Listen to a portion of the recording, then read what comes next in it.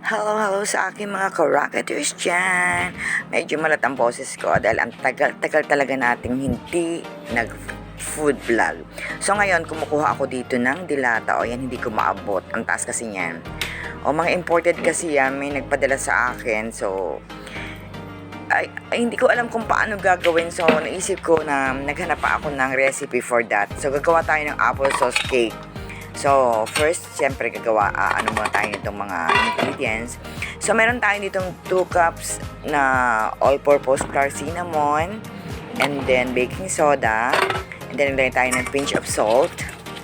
First time kong gagawin ito, pero yung recipe na to parang sa banana cake, carrot cake, ganyan lang.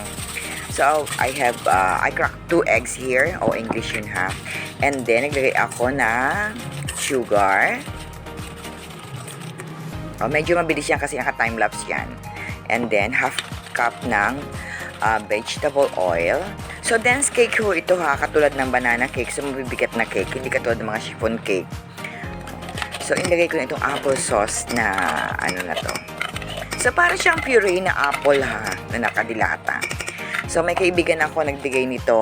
Actually, yearly siya nagbibigay. Tapos ito, ang dami-dami namang hindi ko kilalang, yun, naglagay tayo ng vanilla ha. Hindi ko kilalang produkto na hinanapan ko na lang ng recipe. So, ayan.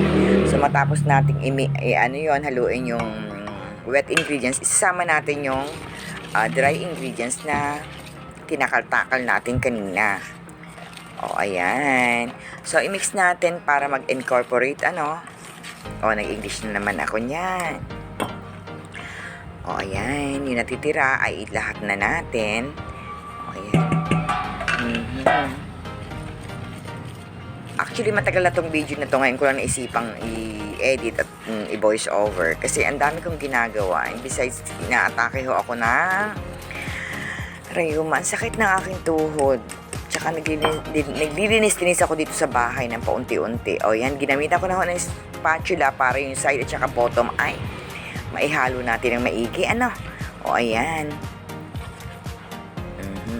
So, hindi na ako nag-time-lapse dyan.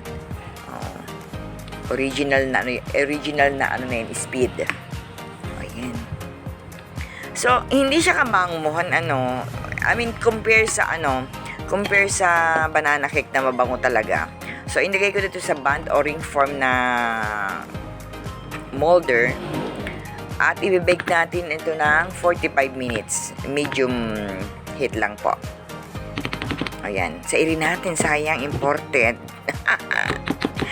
Ang sama ng boses ko. Malat-malat. Ayan. Sabi ko sa inyo, sairin natin eh. Sayang din. Ayan. Ito na. Nakadalawa ho akong gawa. Ayan.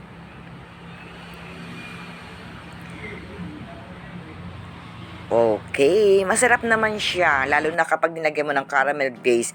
Actually, itong picture na ito, hindi ito akin. Kinuha ko na lang ito kung saan. Kasi, hindi ko na nakuhanan ng picture o video yung iba. Ayun talagang Okay, bye-bye!